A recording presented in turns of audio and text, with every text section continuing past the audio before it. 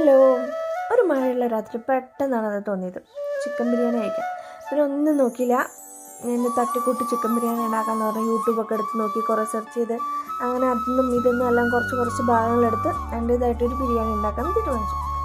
അങ്ങനെ ചിക്കനെല്ലാം വറുത്ത് കോരി മാറ്റി വെച്ചു. ആ എണ്ണയിൽ തന്നെ മസാല കൂട്ടൊക്കെ തയ്യാറാക്കി അത് കഴിഞ്ഞ് വറുത്ത് ചിക്കൻ എടുത്ത് അതിലേക്ക് തട്ടി ഒന്ന് നന്നായിട്ടൊന്ന് മൊരിച്ചെടുത്തു. അത് കഴിഞ്ഞ് മല്ലിയിലേക്ക് ഇട്ടു. പിന്നെ ആ ചിക്കൻ കോരി എടുത്ത് കറി വെച്ച അതിൽ തന്നെ നമ്മൾ ബിരിയാണി റൈസ് ഇട്ടു.